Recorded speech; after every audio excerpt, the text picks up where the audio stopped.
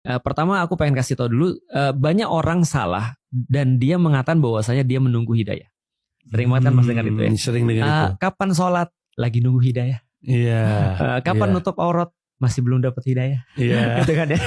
Jadi yang menarik adalah sebenarnya menurutku hidayah itu sudah sampai ke kita. Di dalam Al-Quran kata-kata hidayah itu setidaknya kalau kita kumpulin semua kata-kata hada, yahdi, hidayatan dan seterusnya.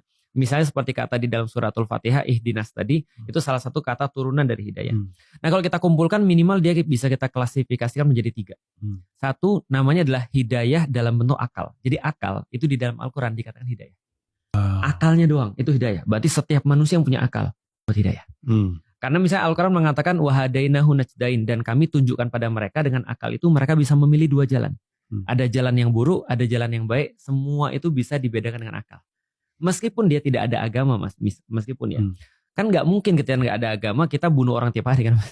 Nggak mungkin ketika kita nggak ada agama kita ngeliat ada orang nangis, kita nggak tersentuh hatinya. Berarti dia dengan akalnya dia bisa berpikir setidaknya mana hal yang baik, mana hal yang buruk setidaknya. Nah Allah katakan wahadainahu najdain, akal adalah bagian daripada hidayah. Kami hidayahkan kalian dengan akal itu 2 jalan. Jalan yang baik dan jalan yang buruk. Kan gitu kan ya. Yang kedua klasifikasinya adalah hidayah dalam bentuk apa yang diturunkan oleh Allah. Sains yang Allah turunkan. Yaitu adalah Al-Quran dan kitab-kitab sebelumnya. Nah, itu adalah hidayah. Misalnya Allah sampaikan bahwasanya huwaladzi anzalal Quran misalnya. Adalah huwaladzi anzala rasulahu bil huda wa dinil haq. Adalah Allah yang terus kemudian menurunkan Al-Quran yaitu adalah al-huda.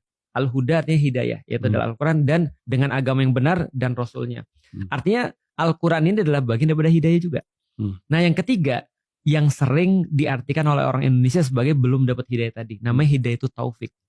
Hidayah itu taufik ini adalah semacam kayak persetujuan Allah, ACC Allah ketika akal, hidayah yang pertama itu bisa terus kemudian memahami hidayah yang kedua dalam bentuk apa yang diturunkan oleh Allah. Nah maka Allah kasih ACC, oke, aku ACC kamu ikut ini.